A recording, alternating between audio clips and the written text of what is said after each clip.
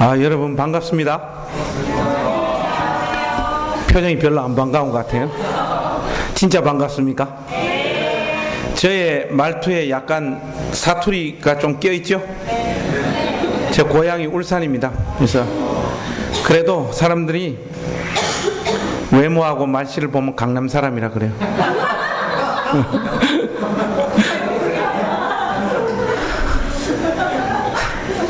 지금 거의 설교 들을 수 있는 분위기가 안 된 것 같은데, 제가 목회하고 있는 교회는 덕은 침례교회인데, 우리 덕은 침례교회는 연세 드신 분들이 많으시거든요. 여러분들처럼 이렇게 파릇파릇한 분들이 거의 없어요. 그래서 오늘 여러분들 이렇게 와서 얼굴 보고 이러니까 굉장히 힘이 납니다. 여러분 접대용 멘트 괜찮습니까 지금? 저는 이제 목사님께서도 저를 소개하시면서 말씀하실 때 홈페이지하고 다 찾아보니까 아무것도 없다고 했잖아요.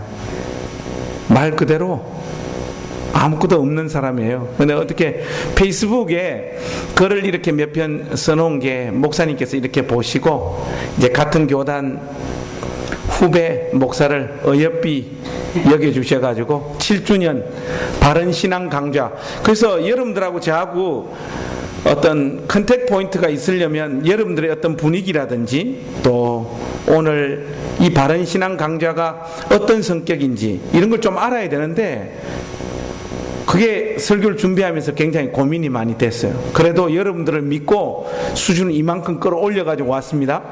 어떤 의미에서는 오늘 아마 말씀을 전개해가는 과정 속에서 여러분들이 이거 좀 말씀이 좀 어렵다 이렇게 느낄 수도 있을 거예요. 그래도 여러분들은 어떤 학교 출신입니까? 서울대 그 다음 성대 아닙니까? 그죠? 서울대 그 다음 학교를 다니시는 분들이라 충분히 이해하고 따라올 줄로 믿습니다. 그래서 어쨌든 우리 윤 목사님께서 저 같은 사람 이렇게 불러주셔서 귀한 자리에 세워주셔서 황송하고 감사할 따름입니다. 수원에 왔으니까 수원에 관한 이야기로 오늘 설교를 시작하는 게 좋을 것 같습니다. 이 수원에 보면 합동신학대학원이라고 있죠. 전혀 모르십니까? 합동신학대학원이 있잖아요. 여기 이 합동신학대학원을 처음 만드신 분이 고 박윤선 박사입니다. 그 박윤선 박사의 그 설교집에 보면 그런 내용이 나와요. 성도들이 목사님께 질문을 하는데, 목사님, 기도를 많이 하는 사람이 하나님으로부터 받게 되는 믿음의 보상이 무엇입니까? 이렇게 물어요. 그때 이 박윤선 목사님이 아주 명답을 하십니다.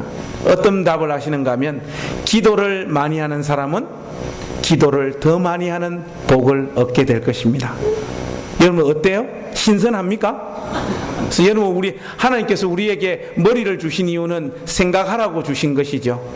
마틴 로이드 존스도 하나님께서 우리 인간에게 주신 가장 큰 선물이 뭐냐고 물었을 때 생각하는 것, 그것이 하나님께서 우리에게 주신 가장 큰 선물이라고 했거든요. 그래서 이 말을 조금 응용해 가지고 제가 바꿔봤어요. 여러분, 이렇게 물으면 여러분들 어떻게 답해야 됩니까? 예수 그리스도를 진실되게 믿는 그 믿음의 보상은 무엇입니까?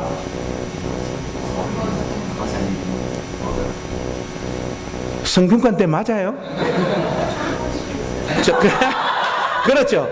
여러분, 우리가 예수님을 사랑하고 예수님을 믿는 믿음의 보상은 예수님을 더 잘 믿고 예수님을 더 사랑하는 보상이 주어지는 줄로 믿습니다. 이게 마치 약장사에게 좀 속는 것 같지만은 굉장히 심오한 의미를 담기고 있는 거예요. 오늘날 기독교 신앙은 예수님을 진실되게 믿음으로 말미암아 그 믿음에 대한 보상을 이 세상적인 것들로 자꾸 약속해주는 시대가 되어버렸어요. 여러분들이 예수님을 진실되게 믿으면 여러분 꿈을 이룬다, 비전을 이룬다, 그렇게 가르치는 시대가 되어버렸어요. 그러나 여러분들이 아무리 기도를 열심히 하고 하나님을 진실되게 믿는다 할지라도 여러분들의 인생이 여러분들이 의도하지 않는 방향으로 흘러가서 자매님들은 독한 놈 만나가지고 인생이 고생스러울 수도 있고, 형제님들은 나름대로 스펙을 쌓고 하나님 앞에서 기도하면서 준비한 사업들이 꼬부랑통망통이 될 수도 있어요. 하나님은 우리에게 그러한 것들을 약속해 주시지 않고 오히려 우리의 삶이 어떠한 환경과 여건 가운데 놓여지든지 그 환경 속에서 끝까지 주님을 사랑하며 그 믿음을 지키는 길로 우리의 생애를 인도하는 줄로 믿습니다.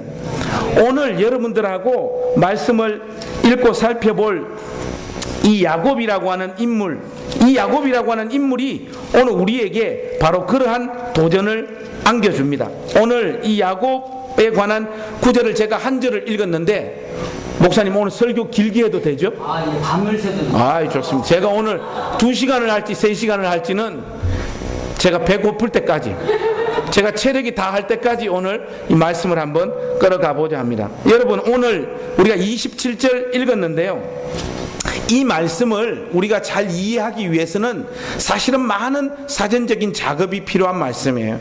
오늘 이 야곱의 생애를 파헤치기 위해서는 야곱의 할아버지 아브라함이 하나님으로부터 부름받았을 때의 그 약속부터 우리가 살펴봐야 됩니다. 여러분, 그래서 창세기 12장으로 한번 가보십시오.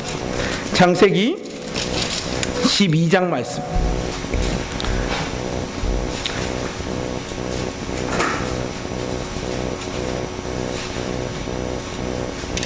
창세기 12장 말씀으로 가보셔서 우리가 그 말씀 한번 같이 읽어봤으면 좋겠어요. 창세기 12장 1절에서부터 3절 말씀까지 우리 한 목소리로 한번 읽어보겠습니다. 준비되셨죠? 시작. 여호와께서 아브라함에게 이르시되 너는 너의 고향과 친척과 아버지의 집을 떠나 내가 네게 보여줄 땅으로 가라. 내가 너로 큰 민족을 이루고 네게 복을 주어 내 이름을 창대하게 하리니 너는 복이 되리로다. 너를 축복하는 자에게는 내가 복을 내리고 너를 저주하는 자에게는 내가 저주하리니 땅의 모든 족속이 너로 말미암아 복을 얻을 것이라 하신지라. 여기에 이 하나님께서 아브라함을 부르셔서 주신 사명 중에 가장 핵심되는 내용이 무엇인가 하면 땅의 모든 족속이 너로 말미암아 복을 받게 될 것이라는 거예요. 우리는 너무 쉽게 이 말씀을 우리 삶에 어떤 식으로 적용을 하는가 하면 여러분들도 아브라함처럼 복의 통로가 되십시오, 그렇게 이야기한단 말이죠. 그러한 어떤 접근이라든지 어프로치가 틀린 말은 아니에요. 아니지만은 이 말씀이 오늘 우리들에게 던지는 내용은 더 심오하고 깊은 내용을 담고 있습니다. 여기에 보면 땅의 모든 족속이, 한마디로 온 인류가 너로 말미암아 복을 얻게 될 거라는 거예요. 그러니까 이 말씀의 진정한 의미를 알기 위해서는 또 우리가 신약 성경으로 가서 성경을 성경으로 풀으라고 하는 존 칼빈의 이야기처럼 이 말씀을 신약의 렌즈로 정확하게 어떤 말인가를 우리가 확인할 필요가 있어요. 그래서 여러분 귀찮더라도 우리 말씀 한 구절만 더 이동하겠습니다. 갈라디아서 3장으로 한번 가보시죠. 갈라디아서 3장 말씀으로 한번 이동해 보겠습니다. 서론이 좀 중요하니까요, 여러분들이 좀 어려우시더라도 잘 따라오시면 좋겠습니다. 갈라디아서 3장 말씀.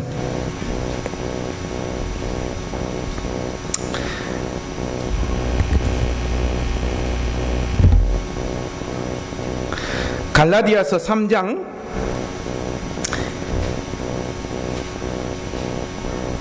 14절 말씀 먼저 한번 읽어볼까요? 14절 말씀요. 14절 같이 한번 읽겠습니다. 시작. 이는 그리스도 예수 안에서 아브라함의 복이 이방인에게 미치게 하고 또 우리로 하여금 믿음으로 말미암아 성령의 약속을 받게 하려 함이라. 여기에 보면 아브라함의 복이 누구에게 미친다고요? 이방인에게. 한마디로 혈통적으로 이스라엘 사람들이 아닌 우리와 같은 이방인들에게 창세기 12장에서 말한 세상 모든 족속들이 너로 말미암아 복을 받게 될 거라고 하는 그 이야기의 진정한 뜻이 뭔가 하면요, 여러분 조금만 내려와 보세요. 거기 내려와 보시면 16절 말씀이에요. 16절 말씀 한번 우리 같이 읽겠습니다. 시작. 이 약속들은 아브라함과 그 자손에게 말씀하신 것인데 여럿을 가리켜 그 자손들이라 하지 아니하시고 오직 한 사람을 가리켜 내 자손이라 하셨으니 곧 그리스도라. 여러분 여기 보면 아브라함의 자손이 몇 명이라고 했죠? 한글 몰라요? 여러분 여기 보세요. 16절 말씀에 보면 아브라함의 자손이 몇 명이라고 했습니까? 여럿을 가르쳐 아브라함의 자손이라 하지 아니하고 오직 한 분을 가르쳐 아브라함의 자손이라고 했는데 그분이 누구라고요? 그리스도 예수 그리스도입니다. 한마디로 하나님께서 창세기 12장에서 아브라함에게 주신 언약은 딴 게 아니에요. 모든 족속이 너로 말미암아 복을 받게 될 것이다 라고 하는 이 말씀의 정확한 뜻은 너의 후손으로 이 세상에 올 예수 그리스도, 그 예수 그리스도를 믿음으로 말미암아 온 인류가 복을 받을 거라는 거예요. 한마디로 이 복을 수여해 주는 대상이 아브라함 자신이 아니라는 거예요. 아브라함의 후손으로 올 예수 그리스도, 그분을 믿음으로 말미암아 온 인류가 하나님으로부터 복을 받게 될 거라는 거예요. 이게 중요한 말씀인데 여러분들이 별로 놀라지를 않으시네요. 이 시간 이후로부터 아브라함은 어떤 정신으로 살아야 됩니까?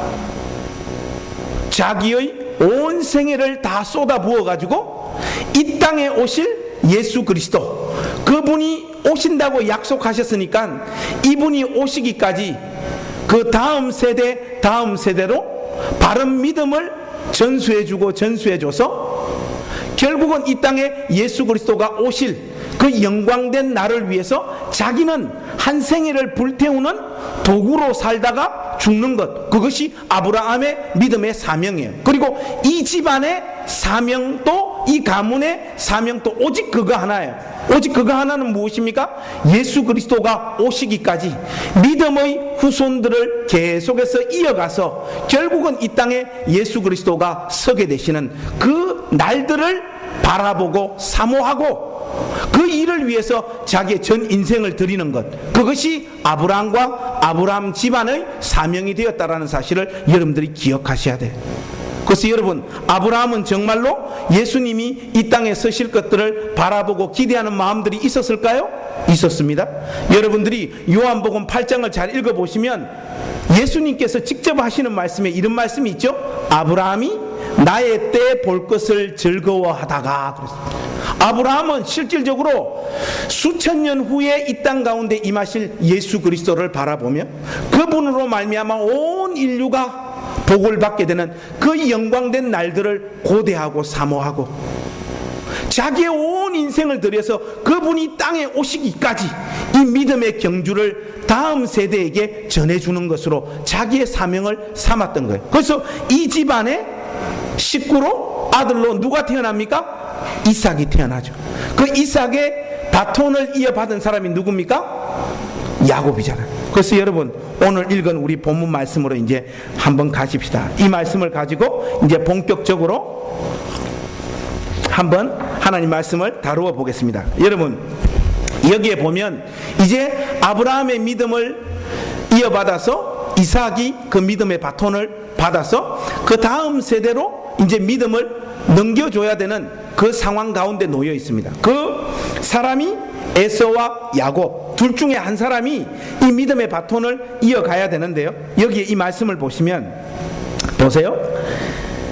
그 아이들이 장성함에 에서는 익숙한 사냥꾼인 고로 들 사람이 되고 야곱은 종용한 사람인 고로 장막에 거하니, 이 짧은 한 구절 속에 대단히 많은 정보들이 포함되어져 있습니다. 여기에 보면 에서와 야곱의 성격과 믿음의 세계를 대조해 놓고 있습니다. 이 구절이 여기에 보면 에서는 익숙한 사냥꾼인 고로 들 사람이 됐다고 했습니다. 여러분, 여기에 등장하고 있는 이 사냥꾼인 고로 하는 이 단어를 그냥 넘어가시면 안 돼요. 여러분들이 창세기 10장에 가보시면 익숙한 사냥꾼이 한 사람 더 등장하는데 누군가 하면 니므롯입니다. 니므롯.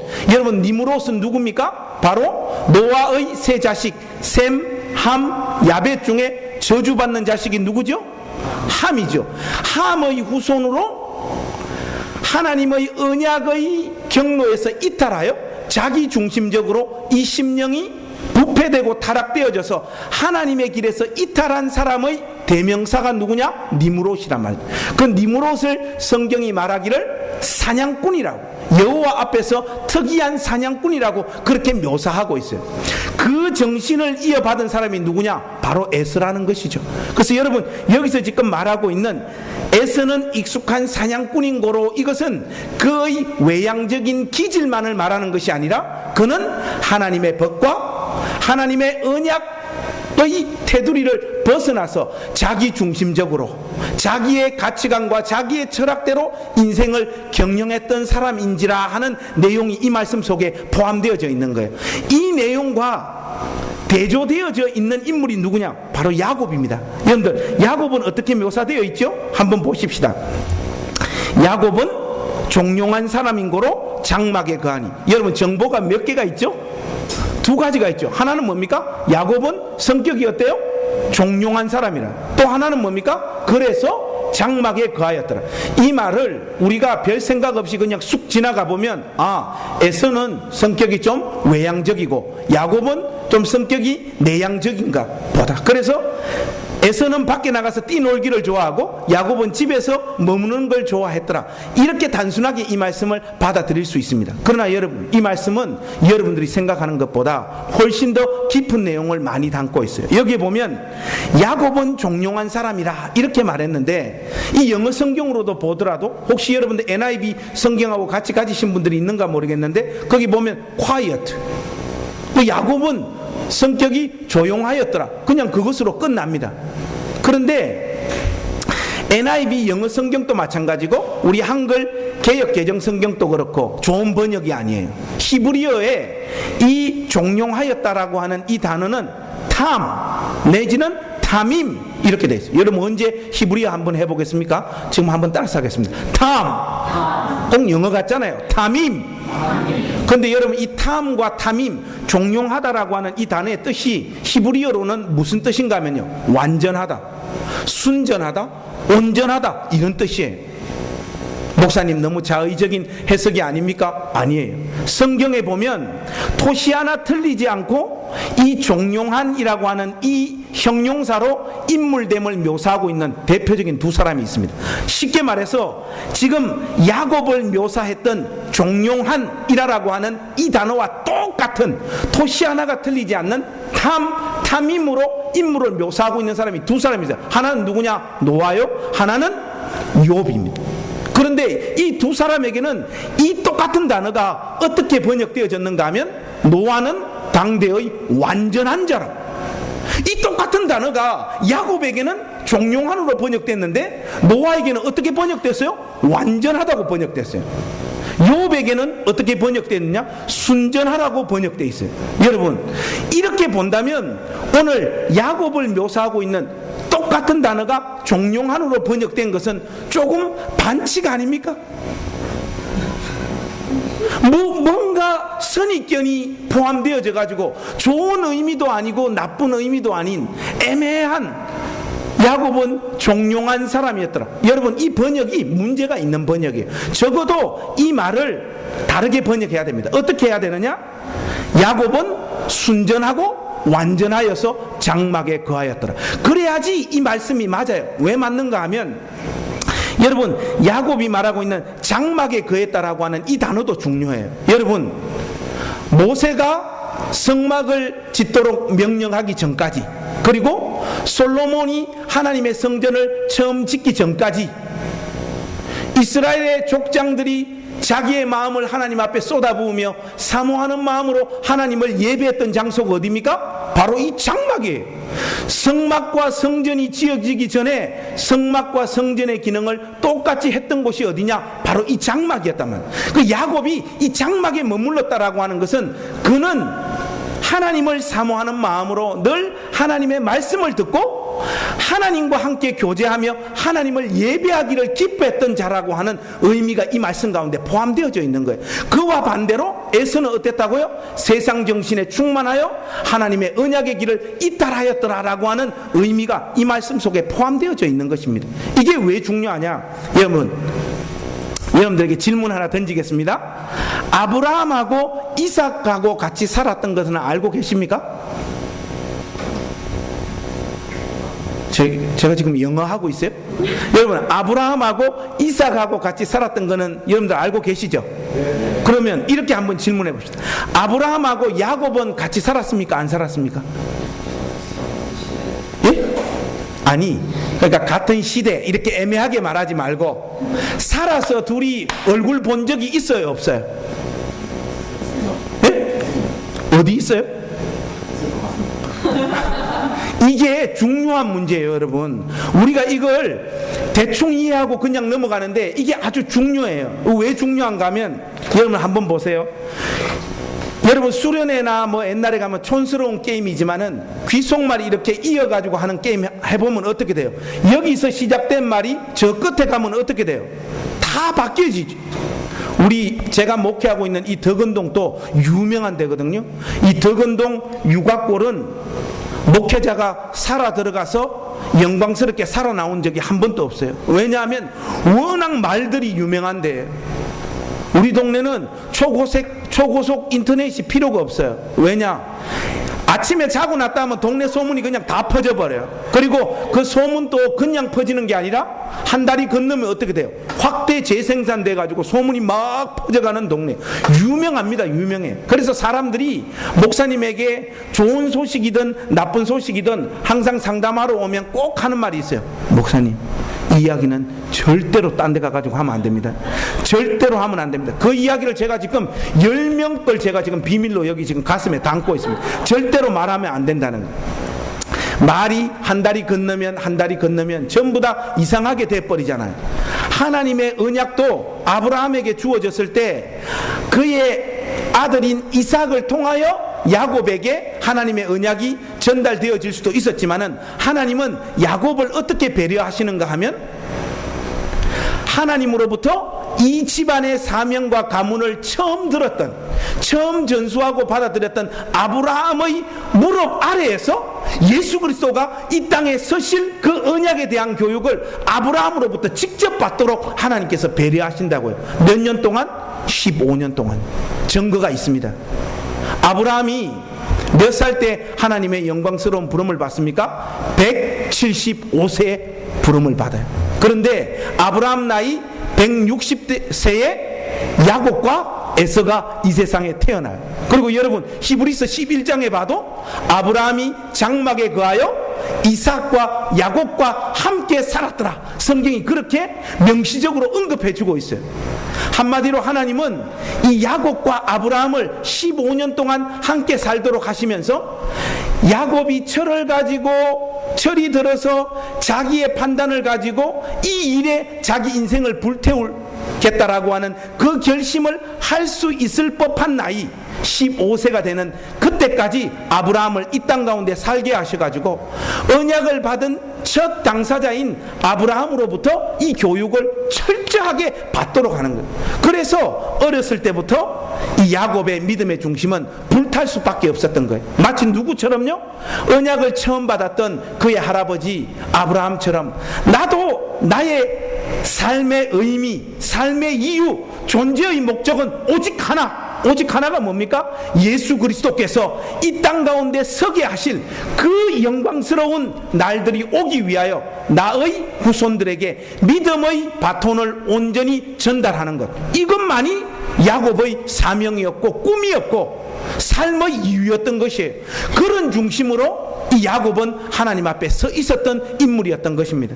그런데 한국 교회에서는 대부분 다 이 야곱을 어떻게 평가하죠? 얍삽하다, 잔머리 굴린다, 결국은 자기 인생 자기 멋대로 살다가 야복강 나루터에서 환도뼈가 부러지고 거기서 깨지고 새 사람이 된 것으로 야곱을 이해하는데 성경이 우리에게 말해주고 있는 야곱은 전혀 그런 야곱이 아니에요. 여러분 오늘 이 말씀도 한번 잘 보세요. 결국 34절에 어떻게 결론을 놓고 있습니까? 34절 우리 한번 읽어보겠습니다. 시작.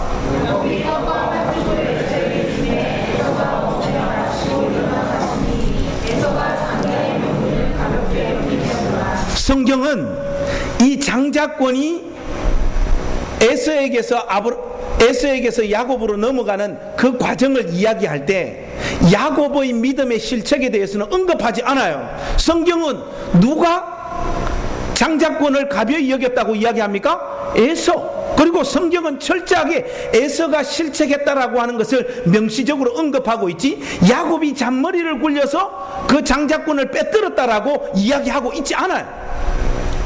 오히려 매튜 헨리라고 하는 주석가의 주석을 보시면요, 이것은 야곱이 영적인 은혜를 사모한 것이다, 그렇게 묘사하고 있어요.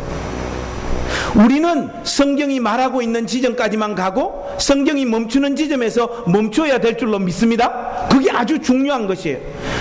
여러분 혹시 성경을 읽다가 성경 안에서 야곱이라고 하는 인물을 부정적으로 묘사하고 있는 성경 구절을 만난 적이 있나요? 선지서에 가면 그런 내용이 나오죠. 어떤 게 나옵니까? 너 지렁이 같은 야곱아, 그렇게 나오죠. 그런데 여러분 한번 보세요. 하나님께서 선지서에서 말씀하실 때 너 지렁이 같은 야곱아 그렇게 이야기할 때 그때 야곱 살아 있어요? 죽었어요? 이미 죽었어요. 하나님께서 말씀하시는 너 지렁이 같은 야곱아 했을 때 그 지렁이 같은 야곱은 야곱의 허리에서부터 이 세상에 나온 이스라엘 12지파를 말하는 거예요. 하나님께서 이 지렁이 같은 야곱아 했을 때는 그 말 속에는 어떤 내용이 포함되어져 있는가 하면, 너의 조상 야곱은 하나님 앞에 신실하게 서 있었는데 어찌하여 그의 허리로부터 나온 너희 12지파는 하나님 앞에서 이렇게 지렁이와 같은 모습으로 서 있느냐, 그 이야기를 해주고 있는 것이지, 야곱이라고 하는 인물을 비판하기 위해서 등장하고 있는 표현이 너 지렁이 같은 야곱아가 결코 아니에요. 그것은 성경을 잘못 보는 것입니다. 이런 식으로 이 믿음의 중심이 불타 있었던 이 야곱이 어디를 향하여 갑니까? 밧단 아람으로 갑니다. 어떤 사건 때문에 밧단 아람으로 갑니까? 팥죽을 주고 장자권을 강탈했다라고 하는 그 오해를 에서로부터 받고 에서의 협박과 위협 때문에 밧단 아람으로 갑니다. 그죠? 이것이 야곱이 밧단 아람으로 가게 된 하나의 원인인 것은 틀림없는데, 야곱이 밧단 아람으로 가게 되는 더 근본적인 이유가 있어요. 그게 뭔지 아십니까? 여러분 말씀 한번 보십시다. 어디로 가는가 하면 26장 34절 35절 한번 보십시다. 창세기 26장 34절 35절.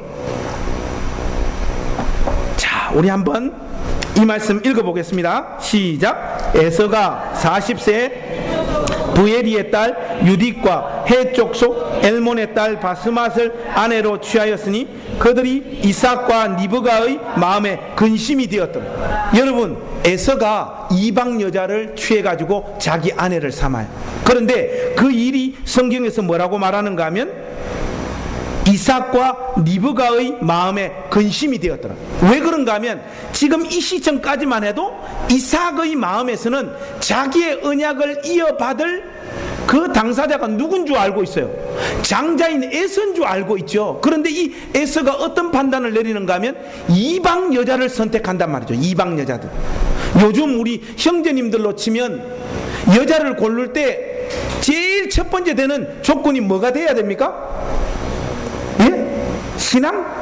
그렇게 이야기하면 너무 몸이 건조하고 재미가 없잖아요. 여러분, 여자를 고를 때 우리 형제님 제일 첫 번째 되는 조건이 뭐냐? 체력입니다. 체력. 방 설고 밥 차리고 아 키우고 이거 쉬운 일이 아니에요. 호리호리하고 날씬하고 이쁜 여자 만나면 여보 들어올 때 생크림하고 베스킨 라빈스 아이스크림 사와, 이 지랄을 떱니다. 그거는 살림 못 살아요. 그래서 여러분, 외모를 보고 고르는 게 아니고 뭡니까? 체력 좋은 여자를 골라야 돼. 그래야지 형제님들이 행복합니다. 믿느뇨? 이게 중요한 겁니다. 이게 체력이 중요한 거예요. 그런데 이 에서는 오늘 어떤 여자를 고르는가 하면 이방 여자. 요즘으로 치면 뭡니까? 섹시하고 이쁘고 세상적인 모든 조건을 가지고 있는 여자에게 마음이 빼앗겨 버리는 거예요. 그런데 이 일이 그의 부모였던 이삭과 리브가의 마음에 근심이 됐다는 거. 왜 근심이 될까요? 이 집안의 사명이 있잖아요. 이 집안의 사명 무엇입니까? 예수 그리스도가 이 땅 가운데 오시기까지 이 믿음의 경주와 경주를 이어서 이 땅에 그리스도께서 서게 하시는 그 일을 위하여 이 가문이 헌신하고 이 일이 지체되어지거나 차질되어지면 온 인류가 예수 그리스도로 말미암아 복을 받게 되는 이 일이 멈추어지게 되니까 이거보다 더 귀한 사명이 이 집안에는 없는 것이거든요. 하니까 부모 마음에 근심이 되죠. 그런데 리브가는 어떤 의미에서 보면 하나님으로부터 이삭보다 더 먼저 작은 자가 장자가 될 거라는 걸 하나님으로부터 이야기를 들었던 인물이었거든요. 그래서 여러분들이 성경을 조금만 더 꼼꼼하게 읽어보시면 27장 46절 한번 가보십시다. 여기 보면 이제 리브가의 더 갈급한 마음이 표현되어져 있어요. 27장 46절 한번 읽어보겠습니다. 시작. 리브가가 이삭에게 이르되 내가 헷 사람의 딸들을 인하여 나의 생명을 싫어하거늘 야곱이 만일 이 땅의 딸들 곧 그들과 같은 헷 사람의 딸들 중에서 아내를 취하면 나의 생명이 무슨 재미가 있으리까. 여기 보면 만약에 야곱마저 섹시하고 돈 많고 세상적인 조건을 보고 한 여자, 이 땅에 속한 하나님을 경외하거나 신실하게 하나님의 길을 따라가지 않는 여자를 만난다면 내 생명이 무슨 재미가 있으리까? 나는 이제 살 이유가 없다라고 그렇게 고백하는 거예요. 이 말이 왜 중요하냐면 이삭이 야곱이 밧단 아람으로 가는 그 이유가 형의 위협과 협박 때문에 겁이 나서 밧단 아람으로 가는 게 아니고 밧단 아람으로 가는 핵심적인 이유는 여자 만나러 가는 거예요. 거기서 믿음의 여자를 만나서 결혼하기 위하여 밧단 아람으로 가는 거예요. 그 제가 교회 학교 다닐 때 저도 꼬마 때는 되게 귀여웠거든요. 귀엽고 나름대로 선생님들에게 사랑 많이 받았는데 그때 교회 학교 선생님들이 우리에게 이렇게 가르쳐 줬단 말이죠. 소년 야곱이 엄마가 해준 도시락을 짊어지고 먼 밧단 아람으로 형의 위협과 공갈포 속에 두려워 떨면서 먼 길을 떠났습니다. 이렇게 교육을 받았다고요. 그런데 여러분 가만히 한번 생각해 보세요. 아까 우리 26장에서 에서가 이방 여자하고 결혼할 때 나이가 몇 살이라고요? 40세. 자, 여러분 아주 쉬우면서도 어려운 질문 하나 던지겠습니다. 에서가 40살 때 야곱은 몇 살이었을까요? 그렇죠. 역시 성균관대네. 역시 성균관대. 여러분 에서가 40살 때 야곱도 40살이었어요. 여러분 야곱이 밧단 아람으로 갈 때 소년 때 간 게 아닙니다. 그리고 더 놀라운 것은요 40세 때 간 것도 아니에요. 한마디로 형의 위협과 야곱이 밧단 아람으로 갈 때 그 기간은요 훨씬 더 갭이 있어요. 그래서 성경학자들이 성경을 연구해 가지고 정확한 레퍼런스를 제시하면서 야곱이 밧단 아람으로 갈 때 나이가 몇 살이냐? 77세입니다.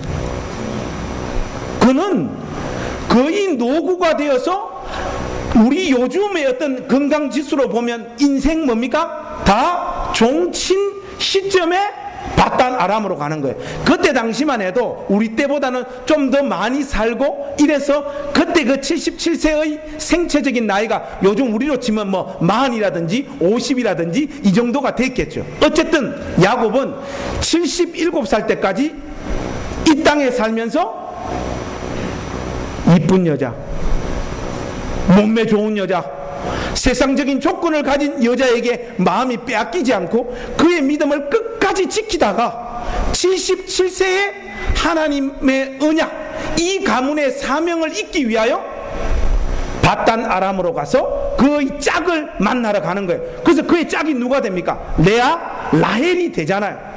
이게 아주 중요합니다. 제가 지금까지 여러분들에게 쭉 설명해 오고 있는 이 야곱의 마음은요, 오로지 하나에만 꽂혀 있다는 거예요. 그 하나가 뭡니까? 우리 구주 예수 그리스도께서 이 땅 가운데 서시는 그 지점까지 믿음으로 살아 다음 세대에게 또 믿음의 바톤을 이어짐으로 말미암아 그 후손들이 이어져서 결국은 이 땅에 예수 그리스도께서 서게 하시는 그 역사를 위하여 자기의 온 생애를 그냥 쏟아붓는 거예요. 그의 삶의 이유는 그것밖에 없었다니까요. 다른 어떤 세상적인 재미로, 세상적인 향락으로 자기 인생을 채웠던 사람이 아니에요. 오직 구주가 땅에 서시는 그 일을 위하여 자기의 온 생애를 드렸던 인물, 그 인물이 누구냐? 아브라함이요, 야곱이었다는 거예요. 여러분, 이런 불타는 중심으로 야곱이 밧단 아람을 향하여 떠날 때 하나님께서 그의 인생 가운데 복을 부어주시겠습니까? 안 부어주시겠습니까? 부어주시죠. 야곱이 꿈꾸는 복의 세계가 무엇입니까? 주여, 이 땅에 예수 그리스도가 이 땅에 서시기까지 그 일에 내가 하나님의 도구가 되어지기를 원합니다. 그 사명 이루기를 원합니다라고 하는 그 중심으로 밧단 아람을 향하여 떠나는 야곱에게 하나님께서 어떤 복을 주시는지 우리 한번 확인해 볼까요? 28장으로 한번 가보십시다. 28장입니다. 이 말씀이 야곱의 인생에 있어서 정점이에요. 야곱의 인생에 있어서 가장 중요한 사건을 저와 여러분들은 지금 만나게 됩니다. 어딘가 하면 12절 말씀이에요. 여러분들 12절 말씀 한번 읽어보겠습니다. 시작. 꿈에 본즉 사닥다리가 땅 위에 섰는데 그 꼭대기가 하늘에 닿았고 또 본즉 하나님의 사자가 그 위에서 오르락내리락 하리라. 여러분, 이 말이 중요해요. 여기 보면 하나님의 사자가 어떻게 합니까? 사닥다리 위로 뭡니까? 오르락내리락 하는 거예요. 여러분들에게 한번 묻겠습니다. 여기서 지금 말하고 있는 하나님의 사자는 누굽니까? 이게 아주 중요한 거예요. 여러분, 야곱이 지금 어떤 믿음의 중심으로 지금 여기까지 왔죠? 오로지 하나. 그의 삶의 이유는 오로지 하나. 예수 그리스도께서 이 땅에 서셔서 온 인류를 구속해내실 그 영광된 나를 위하여 자기 인생을 쏟아부어서 믿음의 한 시대를 다음 시대로 이어져가는 그 역할을 감당하는 것, 그것이 야곱이 꿈꿨던 믿음의 세계였죠. 그런데 오늘 이 역사를 이루기 위하여 밧단 아람으로 향하고 있는 이 야곱에게 하나님께서 어떤 확정을 해주시는가 하면 사닥다리에서 하나님의 사자가 뭡니까? 오르락 내리락 하는 환상을 보여주시는 거예요. 그런데 여러분, 여기에 지금 등장하고 있는 이 하나님의 사자가 오르락내리락 하는, 이 사닥다리를 오르락내리락 하는 이 내용이 아주 중요해요. 요한복음 1장 51절로 한번 넘어가 보겠습니다. 여기에 보면 이 말씀에 대한 정확한 내용이 이렇게 나와 있어요. 자, 요한복음 1장 51절 한번 확인해 보십시오. 요한복음 1장 51절 말씀. 자, 한번 우리 같이 읽어보겠습니다. 시작. 또 진실로 진실로 너희에게 이르노니 하늘이 열리고 하나님의 사자들이 여러분, 요번에는 그 대상이 바뀌었죠. 여기 28장에서는 사닥다리 위에 누가 오르락내리락 하고 있어요? 하나님의 사자. 그런데 요한복음 1장 51절에는 누구예요? 천사들이 인자가. 그래서 여러분, 우리 침례교가 배출한 가장 위대한 설교자가 찰스 스펄전이거든요. 찰스 스펄전의 영적인 스승이 존 길 목사님이에요.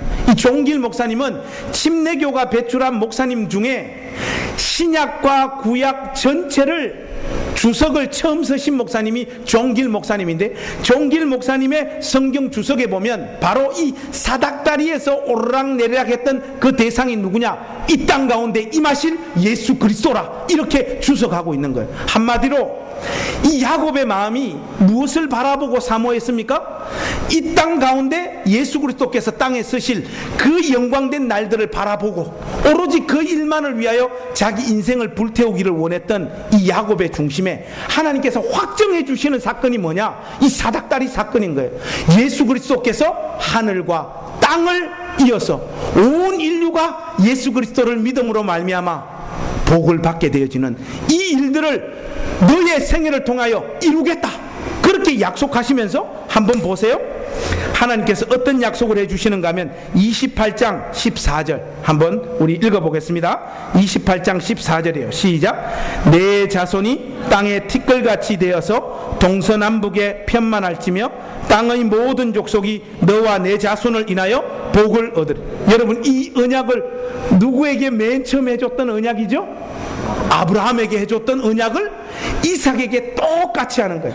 밧단 아람으로 두렵고 떨리는 마음으로, 가족도 없고 자기에게 힘이 되어줄 어떤 대상도 없는 그 지역을 향하여 두렵고 떨리는 마음으로 사명을 이루기 위하여 떠나는 그 야곱의 마음에 하나님께서 확정을 해주시는 거예요. 어떤 확정을 해주십니까? 염려하지 말고 걱정하지 말라는, 네가 품고 있는 그 사명 그대로 이루리라는 거예요. 너의 후손이신 예수 그리스도가 이 땅 가운데 와서 그를 통하여 온 인류가 구원받게 되어지는 날들이 있을 것이라, 염려하지 말고 밧단 아람으로 가라고 하나님께서 환상을 통하여 분명히 보여주고 있는 이 사건입니다.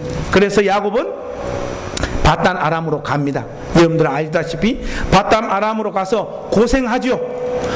부인을 얻는 데 있어서 한 번 속고 또 새로운 부인을 얻기 위해서 죽을 고생을 다 합니다. 고생을 다 하면서 아내들을 얻고 자식들을 놓게 되죠. 그리고 그는 밧단 아람 생활을 청산하고 돌아옵니다. 돌아올 때 야곱의 이미지를 얍삽하고 잔머리를 굴리는 사람의 대명사가 되도록 만들었던 사건이 벌어집니다. 그게 무엇입니까? 건강하고 튼튼한 동물들은 다 누구 거로? 자기 거로 삼고, 힘없고 연약한 양들은 다 외삼촌 것이 되도록 하는 인간적인 어떤 방법을 부리는 이유들 때문에 많은 사람들이 이 야곱이 정말로 장자권을 뺏을 때도 잔머리를 굴렸고 외삼촌에게도 이렇게 잔머리를 굴려서 자기의 재산을 증식했다고 그렇게 이야기를 해요. 그런데 여러분, 성경은 다르게 이야기합니다. 이 부분도 우리가 한 번만 확인해 보십시다. 어디로 가는가 하면 31장으로 한번 가보실까요? 31장 11절 말씀 한번 보시겠습니다. 31장 11절 같이 한번 읽어보겠습니다. 시작. 꿈에 하나님의 사자가 내게 말씀하시기를 야곱아 하기로 내가 대답하기를 여기 있나이다 하매 가라사대 내 눈을 들어보라 양떼를 탄 수양은 수도, 바로 그겁니다. 여러분, 하나님께서 그 밤에 나타나서 일러주셨던 방법이 바로 그것이었어요. 이것은 야곱의 아이디어가 아니었어요. 하나님께서 지시한 방법을 쫓아서 재산을 증식했던 것이지 잔머리를 굴린 것이 결단코 아닙니다. 하나님은 그의 수고와 애씀의 보상을 이렇게 하셔서 한때의 재산을 이루어서 자기가 원래 살았던 베델로 다시 그를 불러가시는 거예요. 야곱은 이런 불타는 중심으로 주님을 섬기고 밧단 아람의 생활을 이제 다 청산하고 돌아옵니다. 돌아오는 데 있어서 여러분들하고 또 하나 중요한 부분들을 하나만 또 우리가 더 한번 확인해 보십시다. 어디로 가는가 하면 32장으로 한번 가보십시다.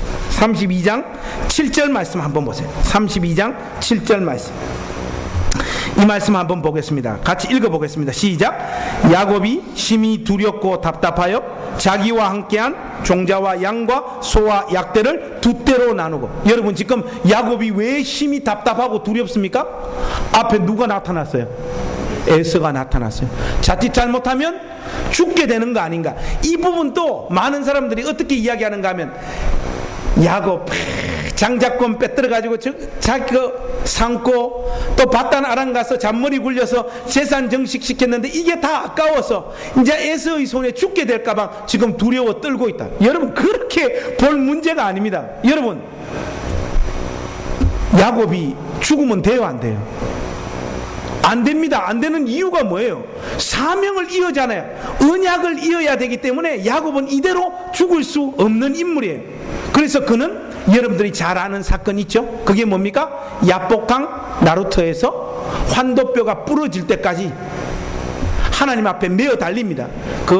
여러분 혹시 그 책 읽어보셨는가 모르겠는데, 한신대의 김희곤 교수가 쓴 신의 약속은 파기될 수 없다. 그 책에 보면요, 야곱의 환도뼈를 부러뜨린 걸 어떻게 묘사하고 있는가 하면, 하나님께서 평생의 은혜의 흔적을 야곱의 몸속에 새겨 넣었다, 이렇게 하거든요.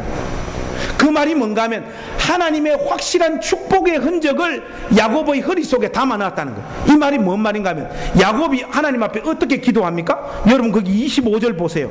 25절, 32장 25절 우리 한번 확인해 보겠습니다. 시작. 그 사람이 자기가 야곱을 이기지 못함을 보고 야곱의 환도뼈를 치매 야곱의 환도뼈가 그 사람과 씨름할 때 위골되었더라. 26절이 중요해요. 26절 시작. 그 사람이 가로되 날이 세려하니 나로 가게 하라. 야곱이 가로되 당신이 내게 축복하지 아니하면 내가 가게 하지 아니하겠나이다. 여러분 여기서 한번 물어봅시다. 야곱이 나를 축복하지 아니하면 갈 수 없습니다라고 이야기했는데, 이 축복의 내용이 무엇일까요? 어떤 걸 내 삶에 축복해 달라고 야곱이 메어 달렸을까요? 힌트는 지금까지 설교의 내용 속에 포함되어 있는 거예요. 뭡니까? 사명을 이루게 해달라는 거죠. 그 확정을 다시 한번 보여달라고 하는 것이 야곱의 축복의 내용이었어요. 이 내용을 가지고 우리는 너무 쉽게 어떻게 합니까? 축복을 받을 때까지 기도해야 됩니다, 매달려야 됩니다. 그 내용이 아니에요. 그거보다 더 중요한 것은 뭡니까? 축복의 내용이에요. 지금 야곱이 하나님 앞에 온 힘을 다하여 매달리고 있는 축복의 내용, 무엇을 강구했을까요? 나로 하여금 내 인생이 어그러지고 무너지더라도 하나님 이 사명만은 이룰 수 있도록 확정해 주시고 약속해 달라는 거예요. 그 내용이 성경에 실질적으로 나와 있습니다. 여러분 32장 앞으로 가보면, 자 11절 말씀, 12절 말씀 한번 읽어봅시다. 32장 11절과 12절 시작. 내가 주께 간구하오니 내 형의 손에서 에서의 손에서 나를 건져내시옵소서. 내가 그를 두려워하오면, 잠깐 보세요. 내가 그를 두려워하는 이유를 지금 야곱이 이해해요. 이 이야기를 우리가 있는 그대로 받아들여야 됩니다. 있는 그대로. 자 계속 읽어봅시다. 시작. 그가 와서 나와 내 처자들을 칠까 금냄이니이다. 주께서 말씀하시기를 내가 정녕 내게 은혜를 베풀어 내 시로 바다의 셀 수 없는 모래와 같이 많게 하리라 하셨나이다. 여러분 이 언약 누구에게 해주셨던 언약이죠? 아브라함에게 해줬던 언약을 하나님께서 또 해주시는 거예요. 그러면서 하나님께서 야곱의 환도뼈를 끄끄 치시면서 야곱의 이름을 뭐로 바꿉니까? 이제로부터 너의 이름을 뭐로 하리라? 이스라엘로 하리라. 여러분 이스라엘의 실체가 뭐죠? 이스라엘의 실체, 야곱의 허리로부터 나온 12 아들들이 이스라엘이 되잖아요. 이 말은 곧 무슨 말입니까? 너로 하여금 다음 세대로 믿음의 바톤을 잇는 그 일을 내가 멈추지 아니하리라. 걱정하지 말고 가라고 하는 하나님의 최종적인 축복의 약속이었던 거예요. 한마디로 야곱의 마음에는 처음부터 끝까지 오로지 한 세계에만 집중되어져 있었다는, 오로지 한 세계, 예수 그리스도께서 이 땅에 쓰시는 그 일을 위하여 내 인생이 어그러지고 무너져도 오로지 이 사명만은 받들고 이룰 수 있도록 하나님 내 생애를 축복해달라. 여러분 축복의 개념이 이렇게 뒤바뀌어야 돼요. 그래서 여러분 마지막으로 한번 갑시다. 야곱은 이제 하나님으로부터 영광스러운 죽음을 맛보게 됩니다. 그런데 참 야곱의 이 믿음의 고백이요 굉장히 절절합니다. 저는 이 야곱의 생애를 살피면서 이 부분이 제일 은혜가 되는데, 48장 15절 말씀 한번 보세요. 이 죽으면서 하는 야곱의 고백이요. 48장 15절 말씀 우리 한번 읽어보겠습니다. 시작. 그가 요셉을 위하여 축복하여 가로되 내 조부 아브라함 아버지 이삭이 섬기던 하나님. 그 다음이 중요해요. 그 다음이 그 빨간 줄로 좀 껐으면 좋겠어요. 한번 읽어보겠습니다. 시작. 나의 남으로부터 지금까지. 이거예요. 이게 야곱의 고백이에요. 나의 남으로부터 지금까지 나를 기르신 하나님. 그가 요셉의 초청을 받아 바로에게 내려가죠. 그럴 때 바로가 How old are you? 너 나이 몇 살이냐 물었을 때 야곱이 뭐라고 이야기합니까? 내 나그네 인생길이 130년이 넘었는데 험악한 세월을 보내었나이다. 그렇게 고백합니다. 야곱은 하나님께서 이 가문과 그 자신에게 주셨던 그 사명을 이루기 위하여 정말로 험악한 인생을 보냈어요. 죽을 고생을 다하면서 130년이 넘는 생애를 야곱은 살아왔어요. 그러면서도 그의 가슴 속에는 오로지 한 꿈만 있었어요. 한 꿈만. 그의 할아버지 아브라함에게 주셨던 그 믿음의 언약이 자기의 생애를 통해서도 그대로 이루어지기만은, 그는 관심이 이 땅에서 잘 사는 게 아니었어요. 형통하는 게 아니었어요. 자기 명예가 드러나는 것이 아니었어요. 오로지 그리스도께서 이 땅 가운데 서게 하시는 그 일의 통로가 되고 도구가 되어지는 것, 그것만이 자기 인생의 축복이고 은혜고 복이었다라고 생각하며 달려왔던 거예요. 그런데 그 사명을 자기의 몸에 평생 동안 새겨 넣는 그 과정을 야곱이 고백하기를 험악한 세월을 보내었나이다. 그런데 그렇게 고백했던 그 야곱이 죽으면서 하는 최종판이 뭡니까? 한번 크게 따라서 하겠습니다. 나의 날 때부터 지금까지 나를 기르신 하나님. 이게 야곱이 고백이에요.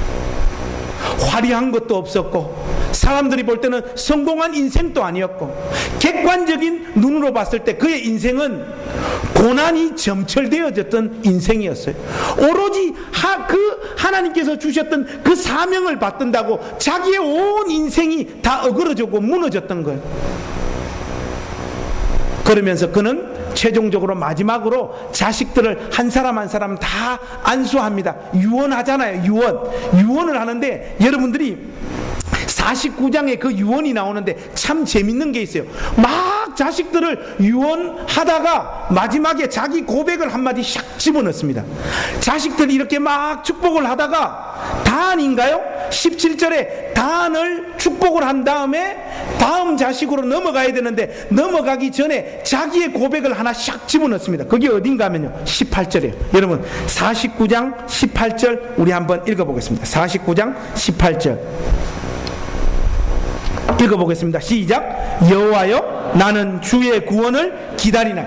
이게 야곱의 최종적인 믿음의 고백인 거예요. 나는 여호와여 나는 주의 구원을 기다리나이다.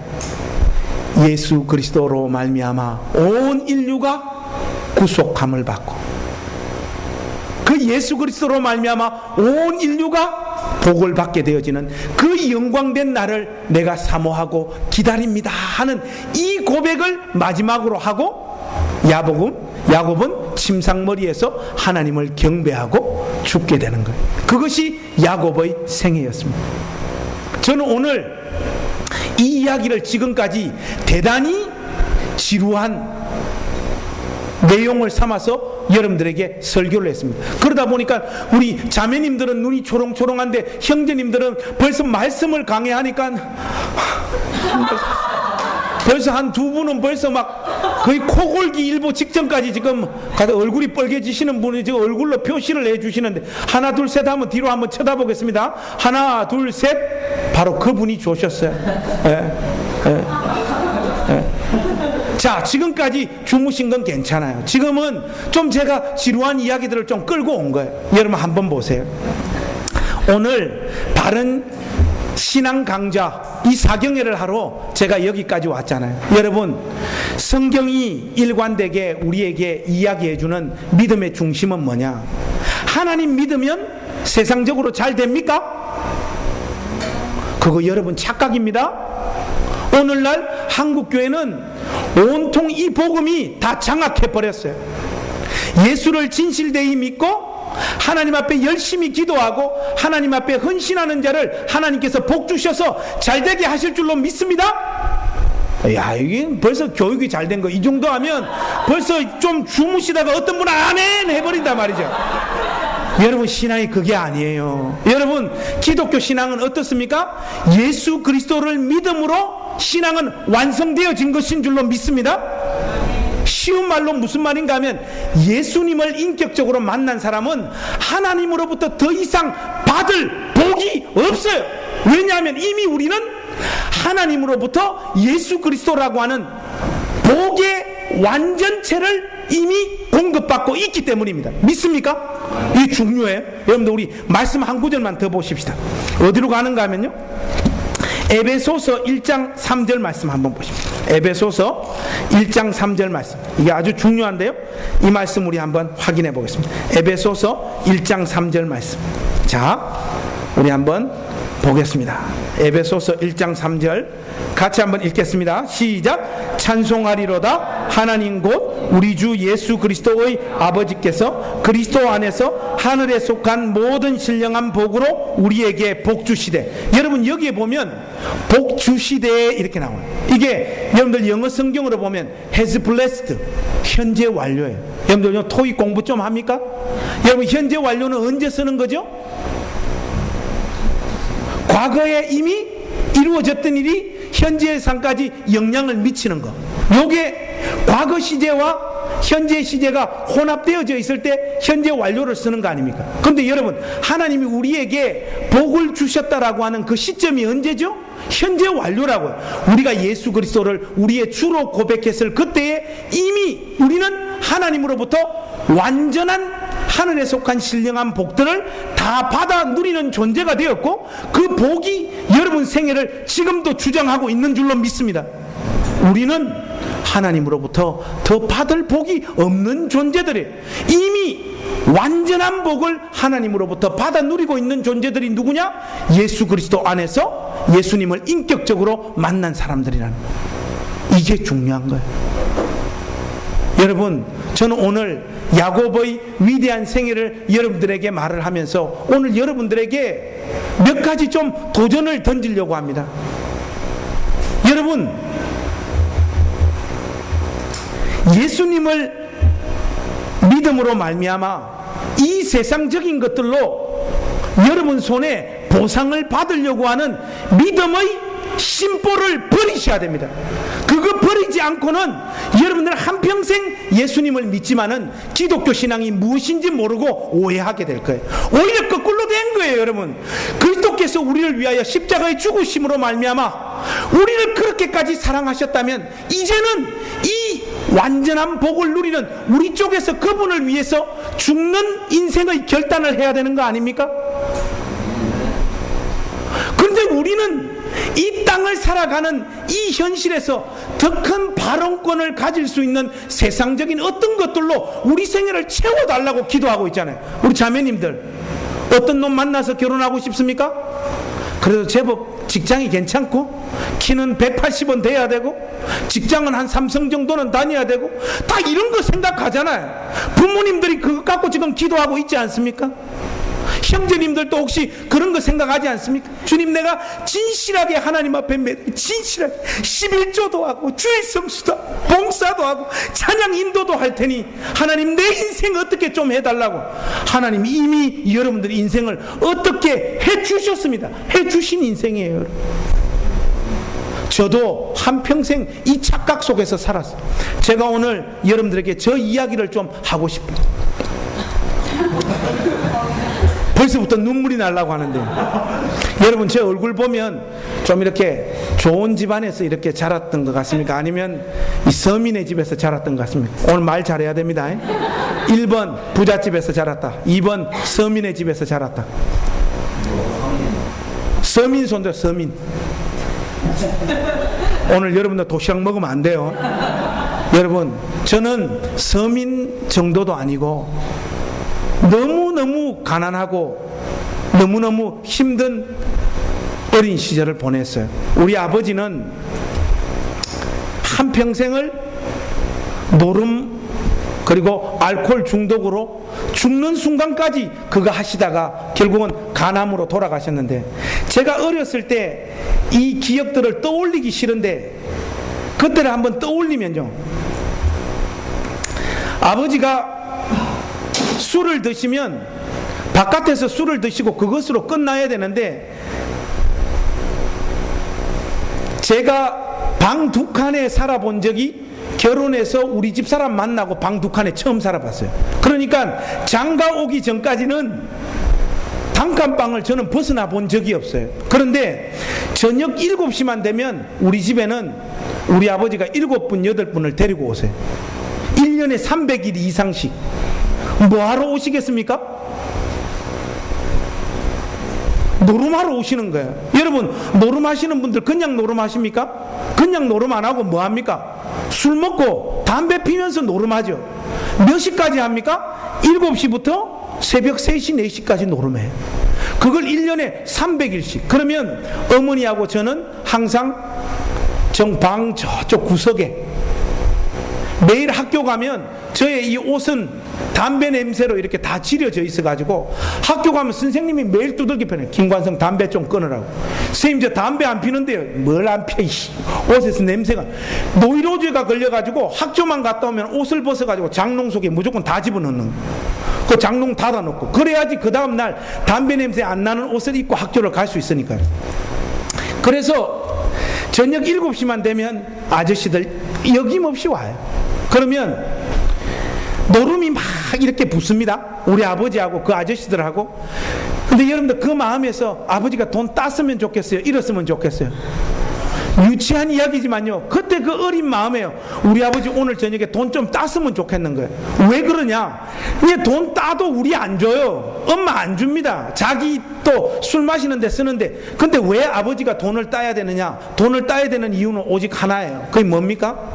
그래야지 엄마를 안 두들겨 패요. 돈을 잃어버리면 아버지가 이 감정으로 컨트롤이 안 돼요. 술은 취했겠다, 돈은 다 잃었겠다. 아저씨들 새벽 3시, 4시에 이렇게 다 집으로 돌아가고 나면, 돈을 잃으면 아버지 이제 술 먹고 소위 말하는 꼬장을 어머니에게 피우기 시작합니다. 일나라 일나라. 자는 사람 또 다 깨워가지고 그때부터 어머니 두들겨 패기 시작하는 거예요. 뺨 때렸다가 주먹으로 어머니 얼굴 때렸다가. 제가 어렸을 때 봤던 가장 충격적인 것, 아버지가 이 감정적으로 이렇게 끌어오르셨을 때, 어머니를 두들겨 팰 때 아버지께서 쓰셨던 도구가 뭔가 하면 포크 있잖아요. 포크로 머리를 찍어버려요. 그러면 어머니 머리에서 이 선혈이 이렇게 줄줄줄줄 흘러내렸던 걸 제가 한두 번 본 게 아니에요. 여러분, 이 마음이 어떻겠어요? 제가 고등학교 때 한 번은, 이제 고등학교 정도 되니까 아버지를 대항할 수 있는 힘이 생기더라고요. 어머니를 계속 두들겨 패니까, 아버지, 어머니 좀 그만 패시죠? 하니까 아버지 입에서 아버지한테 대든다고 온갖 육두문자를 다 날리시는 거예요. 얼마나 욕을 많이 하시는지. 그래도 안 되죠. 아버지 이러시면 안 됩니다 하고 아버지 이렇게 안 취했죠. 술도 취하셨겠다. 고등학생인데 저 이겨집니까? 아버지 앉으세요. 탁 앉아가지고 딱 빨리 주무시라고 불 다 끄고 딱 자는데, 조금 시간이 지나니까 슥슥슥슥 이상한 소리가 들리는 거예요. 단칸방 바로 앞에 부엌이 있잖아요. 슥슥슥슥 소리가 들려. 이건 뭔고? 불 켜가 보니까 아버지께서 칼 갈고 계신 거예요. 저 찔러 죽이려고. 바로 팬티 바람에 바로 도망 나왔죠. 한겨울에. 그래가지고 갈 데가 없어가지고 그 밤에 어떻게 해가지고 전화를 해서 우리 누님 집으로, 시집간 누님 집으로 도망가고. 그런 날들이 여러분 1년에 300일이에요. 300일. 정상적으로 자랄 수 있겠습니까? 여기서 아주 심각한 질문 하나만 더 던질게요. 그래서 목사님은 공부를 잘했겠다 못했겠다? 야, 이 심각한데 이렇게 또 웃기냐? 여러분들 이렇게 생각하시죠. 공부를 잘할 수 있겠어요? 못하겠어요? 공부를 잘할 수가 없지요. 어떻게 공부가 됩니까? 뭐 전교 2등 이렇게밖에 못했죠. 그래서 여러분, 제가 우리 누님들한테 가서, 누나, 나 도저히 아버지하고 못 살겠어. 도저히 못 살겠다. 겁도 나고 이제 엄마 두들겨 패는 것도 더 이상 못 보겠다고 하니까 우리 누님들이 하시는 말씀이 뭔가 하니까 너는 아주 좋은 아버지의 모습을 보고 있다는 거예요. 우리가 아버지하고 살 때 시집 오기 전까지 우리에게 보여줬던 아버지는 어떤 아버지였는지 아냐? 너 그래도 지금 고등학교까지 공부하고 있잖아. 누나들은 초등학교 졸업하자마자 아버지가 식모살이 다 보내버려요. 부산으로, 대구로. 그러면서 누나가 하는 이야기가 이래요. 초등학교 졸업하고 식모살이를 갔는데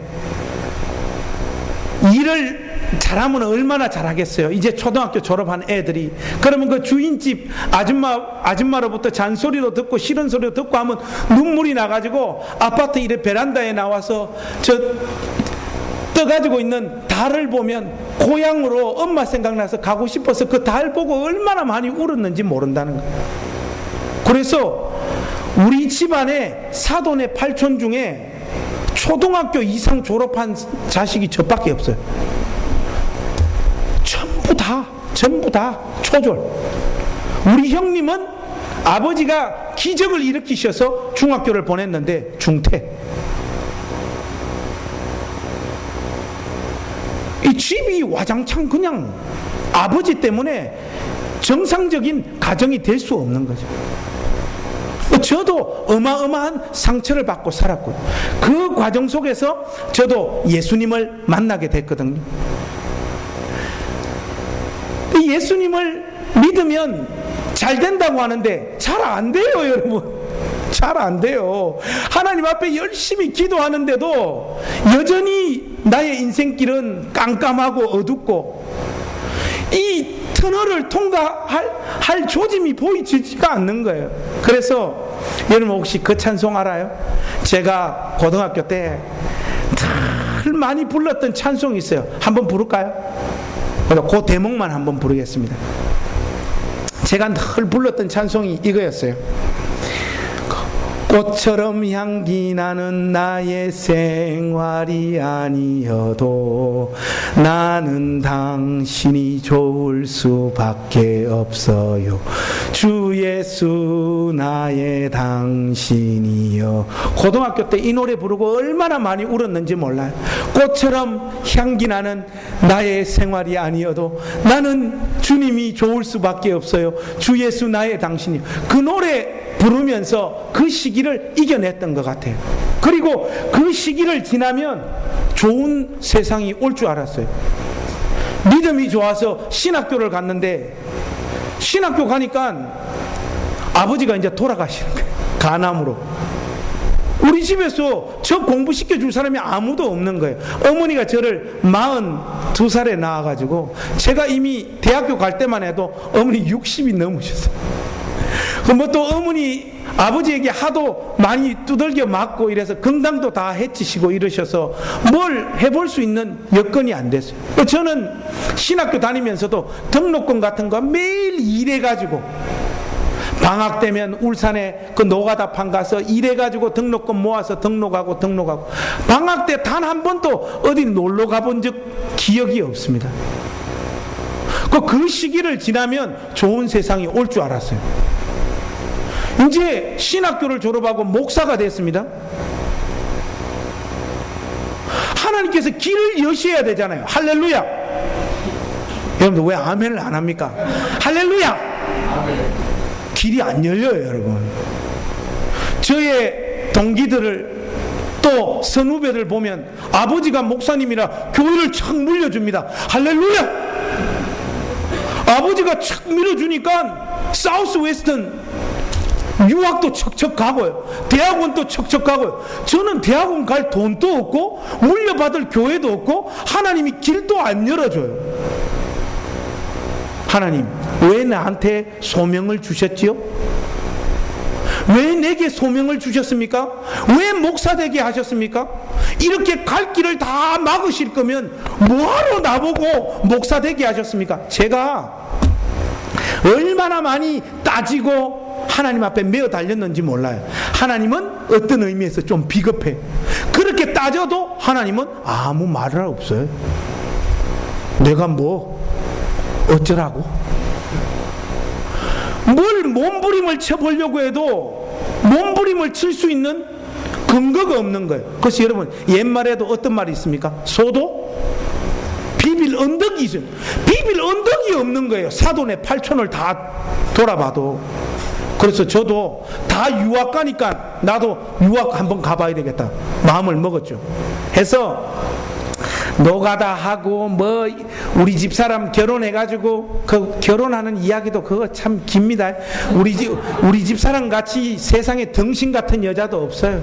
저 같은 놈 만났으니 뭐 결혼할 때 돈 한 푼도 없어요. 한 푼, 10원 한 장도 없이. 목사님, 그래도 돈 한 푼도 없는데 어떻게 결혼했노? 교회 제가 부임한 우리 고향 교회가 제가 딱 부임하니까 보통 전사님들이 이게 기타 치고 성경 말씀 가르치고 이런 사역을 하잖아요. 저도 부임해가지고 한 달 동안은 그 사역을 했더랬어요. 했는데 목사님이 선언을 하십니다. 어떤 선언을 하십니까? 예배당 짓겠습니다 그러는 거예요. 그것도 교회 지경으로 하니까 3년 동안 저는 컨테이너 박스에서 살았어요. 총각 전도사님이니까 거기서 살면서 현장 지키면서 새벽 6시에 일어나면 질통 짊어지고 똑같은 노가다 하는 아저씨들하고 3년 동안 예배당 지었어요. 얼굴 까맣고 지금 까만 얼굴이 그때 그 영향이에요. 3년 동안 예배당을 지었던 거예요. 그래서 3년 동안 예배당을 짓고 이제 우리 집사람하고 결혼하니까 목사님께서 배려를 해주시는데 교회에 요만한 방을 만든 거 2칸 반지하. 김전사 여기 와서 살면 어떻겠나? 감사하죠. 전세금 없어도 되잖아요. 그래서 거기 가가지고 제가 여자에게 방 2칸을 선물했다는 거 아닙니까? 그 우리 집사람 아무것도 없이 거기 왔어. 거기서 결혼을 하고 미국은 가려고 하니까 재정 보정 받쳐주는 사람이 있어야 되는데 집에 누가 있어야지 그 미국 비자가 나오죠. 제가 영국에 공부하러 갈 때만 해도 영국 비자는 좀 쉬웠어요. 그래서 영국으로 가자, 공부하러 가자 해서 돈을 얼마 들고 갔느냐? 엄청 모았어요. 300만 원 들고 갔어요. 대한항공 타고 떨어지니까 120만 원인가 수중에 남아있어요. 그때 우리 집사람이 임신 5개월. 영국 가면 길이 열릴 줄로 믿습니다? 영국 가도 길이 안 열려요, 여러분. 영국 가서 우리 집사람이 못 먹어가지고 우리 치호가 태어날 때 몸무게가 2.1kg. 그거 순전히 못 먹어서 그래요. 영국에서도 하나님의 손은 없어요, 여러분. 안 나타나요. 안 도와줘요, 여러분. 청소하고 호텔에서 일하고 부잣집 가서 속옷 다리미질하고 그렇게가 버텼죠. 그래서 공부를 너무너무 하고 싶었는데 주께서 길을 여십니까? 안 여십니까? 안 열어요. 그러면서 희미하게나마 내 인생을 하나님께서 인도하는 하나의 방식을 깨달을 수 있는 사건을 만났더랬어요. 그게 뭔가 하면 제가 멀턴팍 베프티스트 처치에서 사역을 하면서 저녁에 기도회 하면 기도회 하러 한 2-3번 오세요. 많이 안 오세요. 우리 교회 오시면 찬송 인도를 이렇게 했어요. 이렇게 구슬픈 찬송. 제가 그런 거 좋아하거든요. 쭉 늘어지는 거 이렇게 부르는데 앉아 있었던 우리 집사님이 한 번은 끝나고 가면서 전도사님 나 좀 보고 가라는 거예요. 그러면서 하시는 말씀이 뭔가 어쩌면 이렇게 찬송 인도를 잘하네요. 저는 박자도 못 맞추고 노래 잘 못해요. 그러니까 집사님 저 안 그런데 하니까 찬송을 고르는 것마다 너무너무 은혜가 된다는 거예요, 자기에게. 그러면서 우리 집에 한번 오래. 그래서 갔더만 진짜 맛있는 거 많이 해주시더라고요. 엄청 먹으면서 하는데 이 집사님이 전사님이 불렀던 그 찬송이 내게 은혜가 됐다고 하는 이유를 설명해 주는데 딸이 아버지가 서울대학교 나와가지고 주재원으로 지금 영국에 와 있는데 영국에서도 수재예요. 공부를 잘해가지고. 그런데 암에 걸린 거예요. 암에 걸렸는데 영국의 최고 좋은 의료진이 투입돼가지고 수술을 했는데 결국은 21살 때 죽었어요. 제가 우리 집사님을 만났을 때는 이 딸이 이미 죽은 시점이에요. 근데 그날 밤에 기도하러 왔는데 제가 고르는 찬송이 어떤 거라고요? 축 늘어지는 거 하니까 집사님이 그거 부르면서 막 너무 은혜를 받으신 거예요. 그러면서 그 집사님이 저한테 내 인생을 뒤돌아볼 수 있는 결정타를 한 방 매기셨는데 뭐라고 이야기하냐, 이 집사님 내 인생도 회색이고 지금까지 오면서 단 한 번도 좋았던 적이 없었던 것 같습니다. 솔직히 예수님을 믿고 왔는데도 불구하고 길이 안 열렸어요. 끊임없이 방황하고 고민하고 아파하면서 여기까지 왔는데 자식이 죽은 이 현실을 집사님 어떻게 이겨내시고 받아내셨습니까? 제가 그 질문을 집사님 앞에 솔직히 던졌어요. 하니까 이 집사님이 그런 말씀을 하세요. 하나님 앞에 감사한다는 거예요. 그래서 제가 속으로 웃기고 있네. 그 뻔한 대답, 그런 별로 감동도 안 되고요. 이미 그때만 해도 삐딱할 정도로 완전 삐딱해져 있는데 그런 말이 은혜가 되겠어요? 자식이 죽었지만 하나님 앞에 감사하고 속으로 웃긴 소리 하고 있네. 아이고, 저것도 어디 교육받아가 목사님이 그렇게 교육을 시키잖아요. 무슨 일을 만나도 어떻게 해야 된다? 감사해야 된다니까. 자식 죽었는데 뭐 어떻게 감사가 됩니까? 솔직히 안 그래요? 그런데 이 집사님이 참 그렇게 삐딱하고 돌과 같이 딱딱 굳어 있었던 저 마음을요 탁 쪼개는 말씀을 한마디 탁 던지시는데, 전사님, 내가 하나님 앞에 감사하는 것은 다른 게 아니고 딸하고 21년 동안 살아오면서 쌓여진 추억 때문에 하나님 앞에 감사합니다. 그 21년 동안 딸하고 만들었던 아름다운 추억 때문에 내가 하나님 앞에 감사합니다. 이게 저의 영혼을 막 잡아 흔들더라고요. 잡아 흔들어. 그 앞에서는 다른 이야기를 안 하고 왔지만은 내 인생에서 신앙적으로 저의 마음에 가장 영양과 비수를 그냥 갖다 꼽아버린 사건이 바로 그 사건이었어요. 여러분, 그 은혜를, 그 영향을 그 집사님으로 받고 도저히 버티다가 더 버틸 수는 없어가지고 한국으로 왔어요. 여러분, 영국에 하루에 방값이, 한 달에 방값이 얼마인 줄 알아요? 200만 원이에요. 200만 원이 어디 있어요, 여러분? 어떻게 할 수가 없죠. 그래서 우리 집에 몇 명이 살았느냐? 15명이서 살았어요. 화장실 하나에 거기서 애 둘이를 놓고요, 여러분과 같은 15명하고 같이 살았어요. 거실에 7명,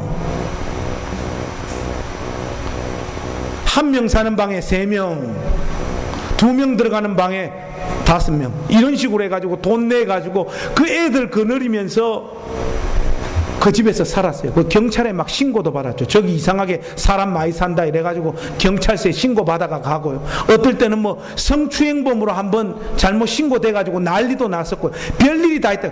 버티다가 안 돼서 한국으로, 여보 돌아가자, 공부 안 되겠다 해서 한국으로 돌아왔어요. 자, 여러분들에게 묻겠습니다. 은혜도 받았죠? 이제 한국 왔으니까 길 열려야 됩니까? 안 열려야 됩니까? 열려야 됩니까? 안 열려야 됩니까? 길 열려야 돼요? 안 열려야 돼요? 길 안 열려요. 이제는 몰릴 대로 몰려가지고 개척을 해야 되는데, 개척해야 되는데 돈이 있습니까? 없습니까? 돈 하나도 없잖아요. 돈. 그래서 억지로 머리를 짜낸 게 뭔가 하면, 제가 또 잔머리에 또 대갑니다. 저는 또 희생 안 하고 남 희생시키는데 은사가 있어요. 그래서 교회를 개척하는데 우리 전사님 보고, 야, 나는 돈이 하나도 없는데 너는 돈 좀 있냐니까, 목사님 저 장가 가려고 모아놓은 돈 그 3천만 원 엄마한테 맡겨놓은 거 당장 빨리 갖고 오거라. 3천만 원 가지고 왔는데, 목사님 이거 어디 있어지? 나 믿나 안 믿나? 목사님 믿죠? 오케이, 그래 나를 믿지? 그래, 나한테 맡겨 해서 3천만 원을 가지고 뭘 했는가 하면 영어 학원을 인수를 했어요. 그래서 두 전사님하고 같이 교회를 개척했어요. 우리 포도나무 교회보다는 조금 좁았던 것 같아요. 그래서 30평은 교회를 개척하고 30평은 영어 학원에서 영어를 가르쳤어요. 저 영어 좀 합니다. 그것도 우리 집사람이 영어 전공했어요. 그러니까 우리 집사람은 좀 하다가 여보 당신은 여기서 가르치는 것보다 딴 데서 가가지고 돈을 더 많이 벌어오는 게 좋겠다. 그래서 우리 집사람은 쫓아내버리고 우리 전사님들하고 그 학원을 운영하고 30평은 오늘 목사님 이야기 들었는데 너무 비슷한 게 많아요. 페인트 가지고 교실 하나 페인트 다 칠하고 의자 다 세팅하고 거기 교회를 개척했어요. 자 여러분 이제는 훈련 받을 만큼 받았고 고생할 만큼 다 했고 정말로 이제는 하나님이 길 한번 열어주셔야 됩니까? 안 해주셔야 됩니까? 이제는 해줘야 됩니까? 안 해줘야 됩니까? 이제는 해줘야 돼요? 안 해줘야 돼요? 해줘야 되는데 하나님은 안 해주세요. 교인들 옵니까? 안 옵니까? 안 옵니다. 안 와요. 몸부림 만부림을 치는데도 안 옵니다. 그러다 보니까 나야 그냥 우리 사람 딴 학원에서 이렇게 일하면 돈 이렇게 받아서 이렇게 하면 되는데 학원도 뭐 우리 같은 비전문가들이 하니까 학원 제대로 되겠습니까? 안 되죠. 하니까 우리 전사님하고 나하고 뭘 하기로 했는가 하면 우리 오전에 시간 남아도니까 집차를 한번 몰아보자. 목사님 그거 하려면요 집차를 살 돈이 있어야지. 이거 돌대가리 그거는 우리가 일하면서 갚으면 차는 그냥 줘. 제가 어디 또 봤거든요. 해서 용인에 가가지고 집차를 한 대 가지고 왔어요. 그대로 사기당해가지고 2천만 원 매달 50만 원씩 3년 동안 갚았잖아요. 자 여러분 이제는 한번 하나님 열어줘야 됩니까? 안 열어줘야 됩니까? 아무리 그래도 여러분 한번 열어줘야 돼요? 안 열어줘야 돼요? 그래도 안 열어줍니다. 인생이 고달파요 여러분.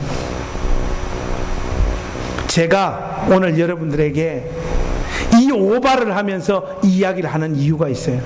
주님은 좀처럼 안 도와주십니다. 이 말 때문에 여러분들 상처받지 마시기 바랍니다. 이 말이 무슨 말인가 하면 하나님은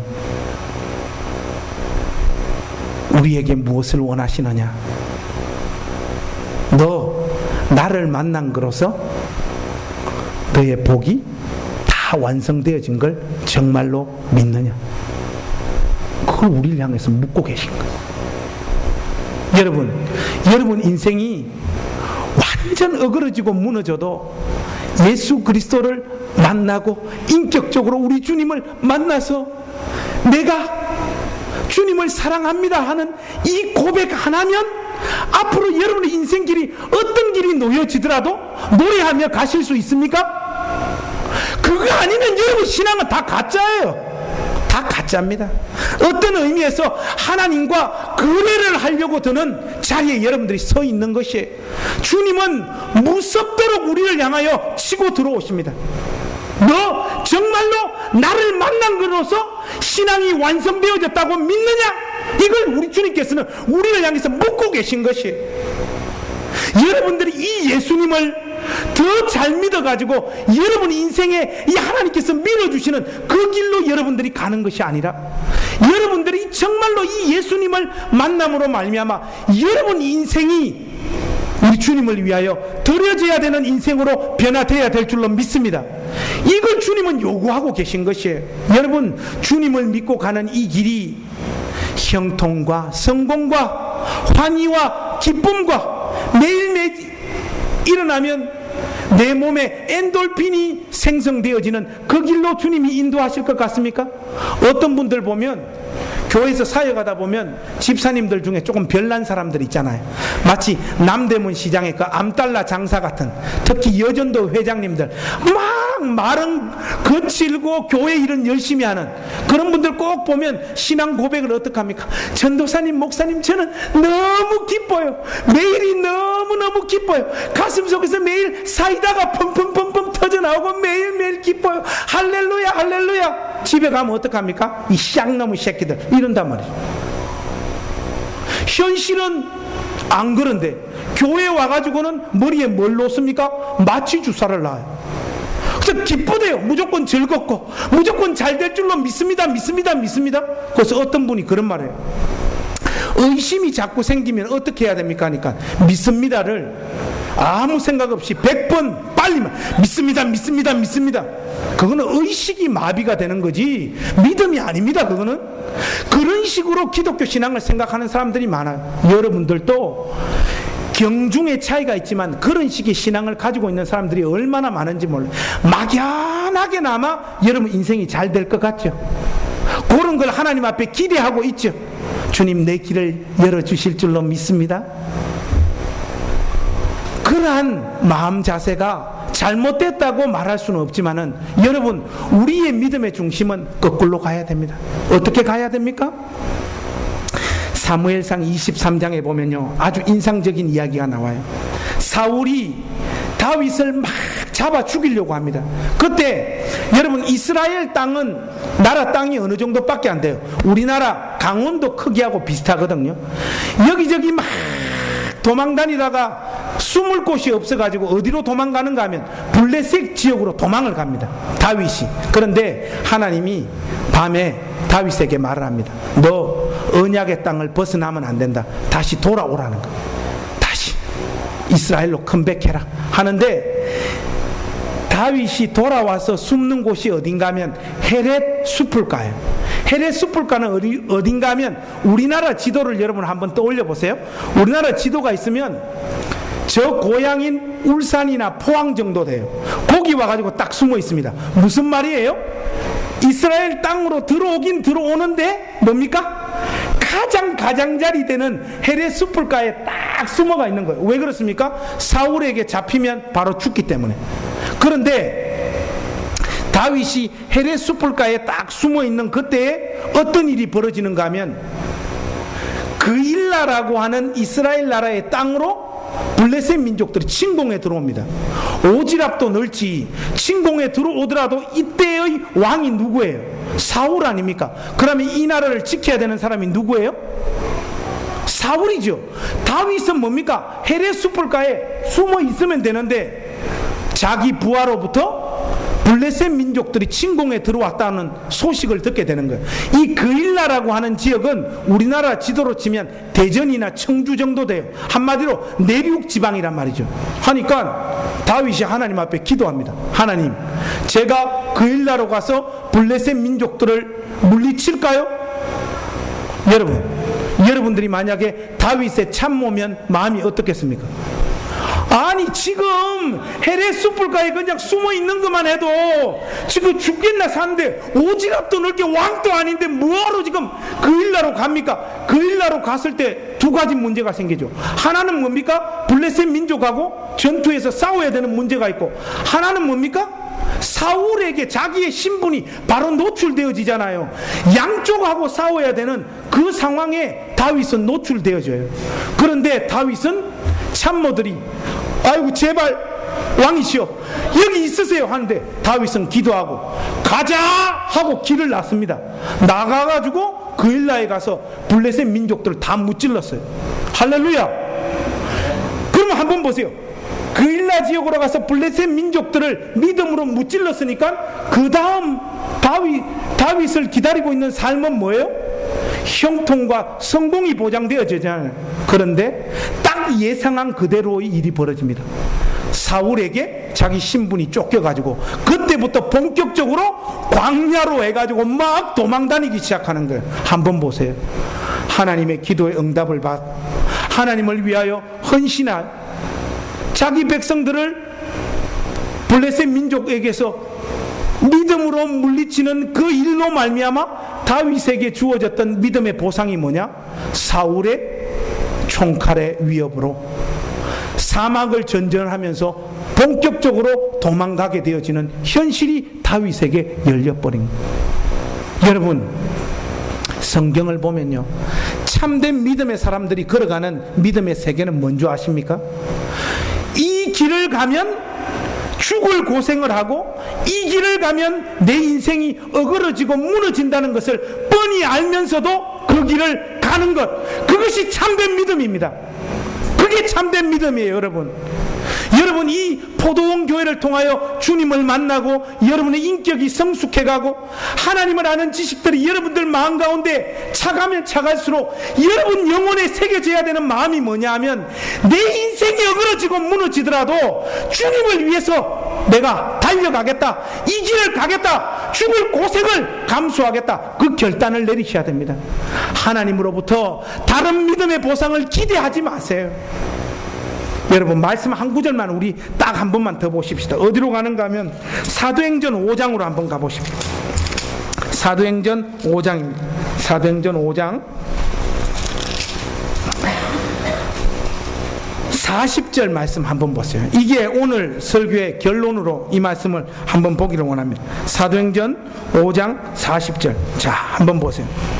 40절에서 41절 우리 한번 같이 읽겠습니다. 시작. 저희가 옳게 여겨 사도들을 불러들여 채찍질하며 예수의 이름으로 말하는 것을 금하고 놓으니 사도들은 그 이름을 위하여 능욕받는 일에 합당한 자로 여기심을 기뻐하면서 공회 앞을 떠나니라. 여러분, 여기 지금 이 사도들의 마음 자세 한번 보세요. 복음 전하다가 두들겨 맞았어요. 두들겨 맞았는데 이 사도들이 가지는 마음이 뭐예요?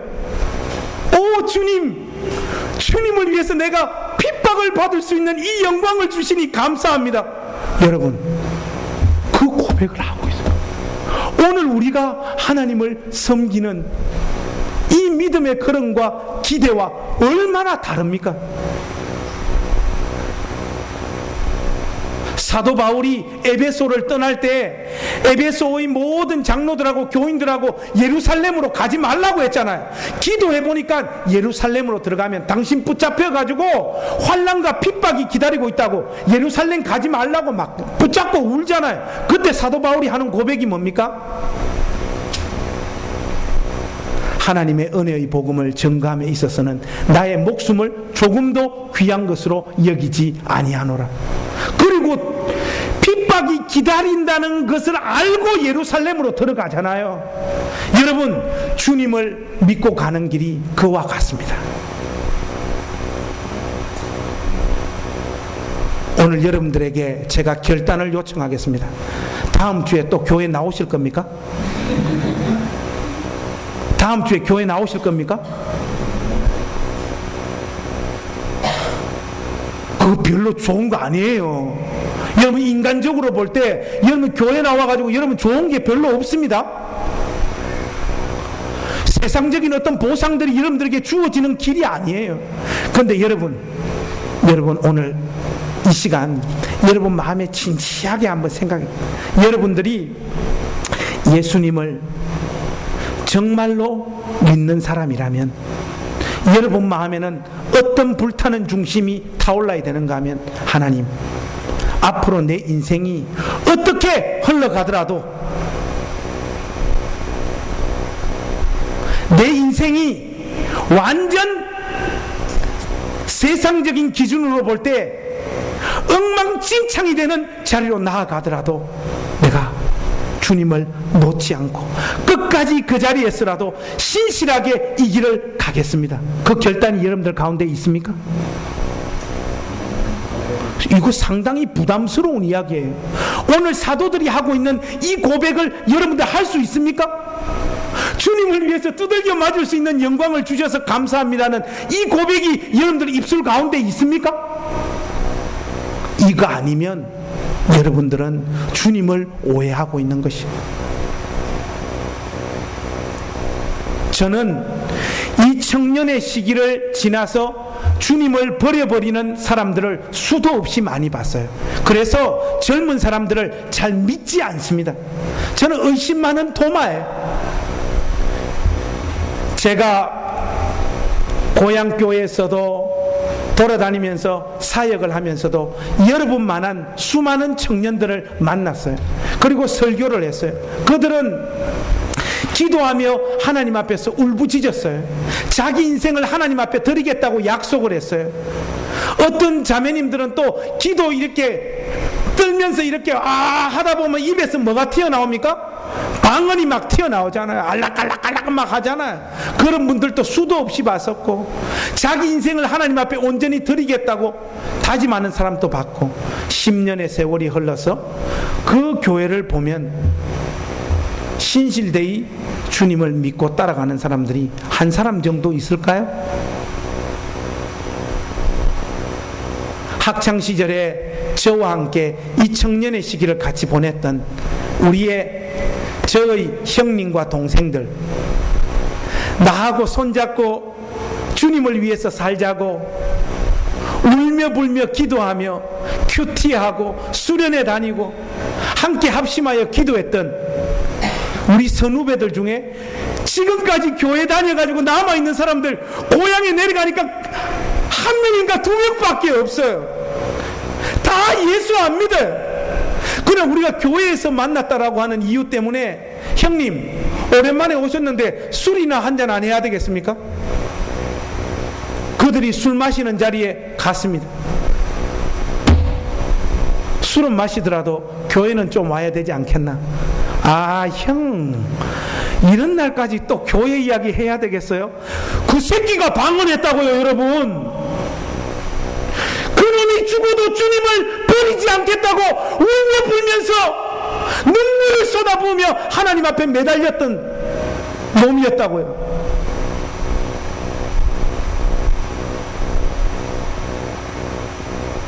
그의 입에서 어떤 말이 튀어나오고 있습니까? 형, 이런 날 꼭 교회 이야기 해야 되겠어요? 여러분들에게 오늘 제가 진지하게 묻습니다. 여러분, 정말로 예수님 만났습니까? 정말로 예수님 믿어요? 여러분 인생이 어떻게 흘러가더라도 이 우리 위하여 십자가 지신 이 구주이신 예수님 놓지 않고 갈 그 믿음이 여러분들 가운데 있습니까? 여러분들 의식 속에서는 예수님이 어떤 존재로 여러분들 마음속에 자리 잡고 있나요? 이분이 정말로 복의 완성입니까? 이분이면 여러분 인생은 이미 성공한 존재들입니까? 그렇게 여러분 이 예수님을 받아들이고 있습니까? 아니면 이 예수님으로부터 흘러나오는 어떤 능력이 여러분 인생을 형통하게 해주기를 바라고 있습니까? 야곱도, 다윗도, 사도 바울도, 성경에 나와 있는 사도들도, 그리고 조금 부끄럽지만 그게 이 김관성도 주님을 바르게 끝까지 믿고 갔던 자들의 생애는 이 땅에서의 어떤 형통과 성공을 기대했던 생애가 아니고, 오히려 나를 위하여 십자가를 짊어주시고 피를 흘리면서까지 나를 살려주신 그 예수님을 위해서 내 인생이 어떻게 되든지 주의 영광을 위하여 이 한 몸 불태우리라, 그 길을 갔더라. 여러분, 오늘 무엇을 생각하고 있습니까? 오늘 어떤 마음으로 여러분들은 이 포도나무 교회에 나와서 주님을 섬기고 있습니까? 오늘 이 진지한 질문 앞에 여러분들이 놓여 있는 것이에요. 10년 뒤에 17주년 때 제가 또 강사로 오게 될 줄로 믿습니다. 목사님이 아멘을 크게 해주셔야 되는데 한번 다시 하겠습니다. 녹화 잠깐만 좀 지우고요. 10년 후에 17주년 때 다시 강사로 오게 될 줄로 믿습니다. 아멘. 그때 여기에 몇 명 앉아 있을까요? 여러분, 제가 젊은 사람들 만나보면요, 젊은 사람들 엄청 야갔어요. 조금만 일이 있으면 목사님하고 사모님 버립니다. 조금만 사정이 있으면, 여러분들에게 더 좋은 환경이 열려지면 여러분들은 이 교회를 떠나서 딴 데로 갈 사람 다 알아요. 여러분, 한두 번 속아보고 하는 이야기가 아닙니다. 그런데 여러분, 우리 인생을 드릴 수 있고 내 목숨을 드릴 수는 있는데 왜 한 교회에서 내 청춘을 바치면서 주님은 섬길 수 없을까요? 여러분, 참 희한하지 않습니까? 주님, 나는 주님을 위해서 죽을 수 있어요. 그러나 한 교회는 계속 못 다녀요. 여러분들의 결심의 문제라고요. 결단의 문제라고요. 여러분, 시시껄렁한 이유를 갖다 붙이면서 이 이름도 빛도 없는 이 지하에서 예배드리는 이 포도나무 교회를 버릴 생각을 하지 마시기 바랍니다. 자매님들은 시집 가시거든 당당하게 말하세요. 너 이 교회 안 오면 너의 애를 안 낳아줄 거야?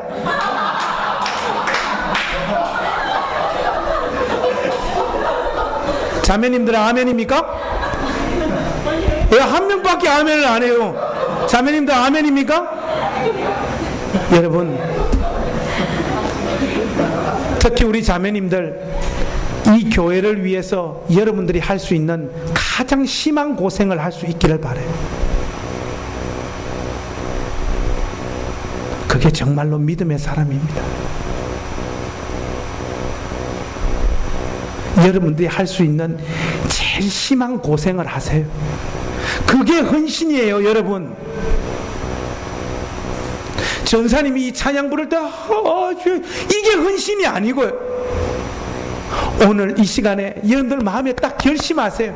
내가 이 교회에서 가장 심한 고생을 하는 사람이 되겠다. 그리고 어떤 일이 있더라도 이 교회를 떠나지 않겠다. 죽음으로 이 교회를 지켜내겠다.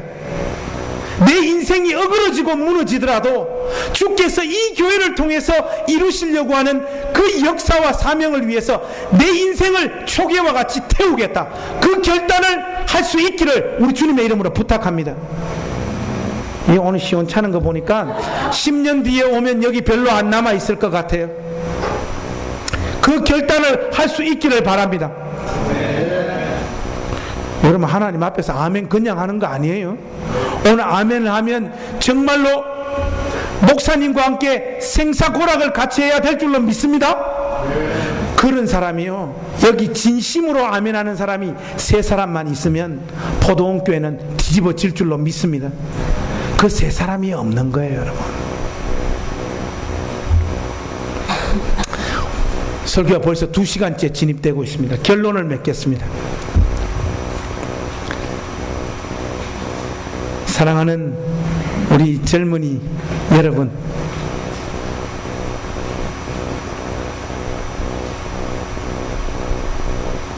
주님을 따라가는 일 쉽지 않습니다. 주님은 여러분의 인생 가운데 끊임없이 확인시킬 거예요.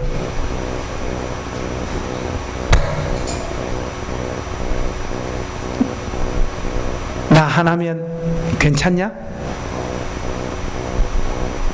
나로서 너의 인생이 완전한 복을 받았음을 네가 정말로 믿느냐? 너 안에 자리 잡고 있는 나의 생명, 그 생명이 너의 목숨을 요구한다면 그 목숨까지도 줄 수 있겠느냐?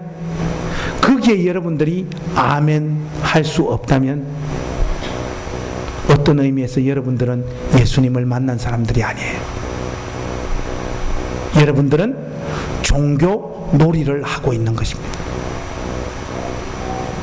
오늘 야곱이 보여줬던 믿음의 세계, 다윗이 보여줬던 믿음의 세계, 사도들과 사도 바울이 보여줬던 믿음의 세계를 보세요.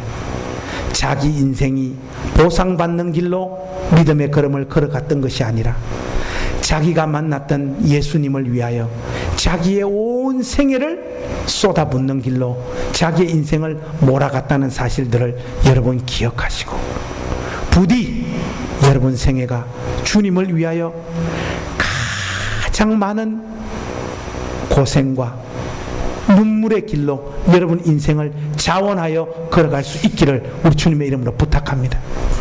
오늘 저의 이 설교가 설마 여기 앉아있는 모든 사람들의 가슴에 영향을 미칠 거라고 저는 절대로 믿지 않습니다. 그러나 한두 사람의 마음밭에 오늘 이 설교가 떨어져서 열매 맺게 되어질 줄로 믿습니다.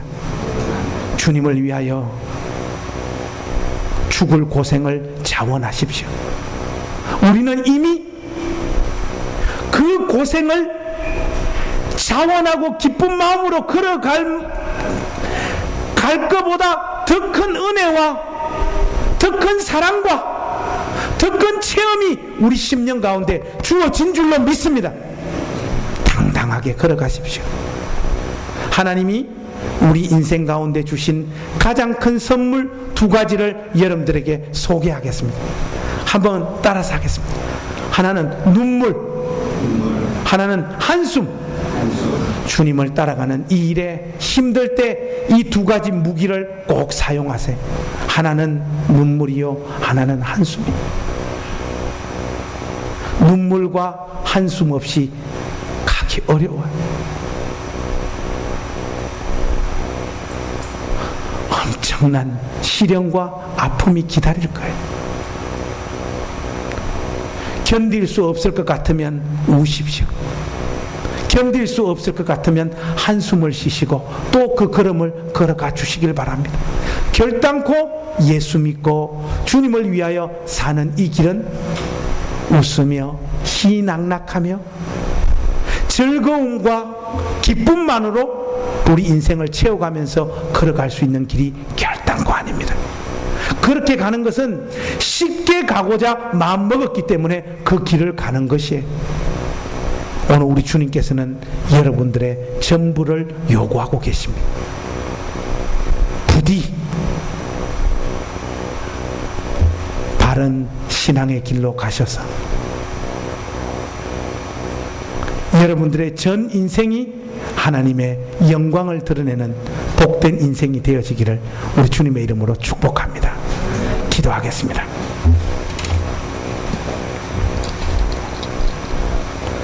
하나님,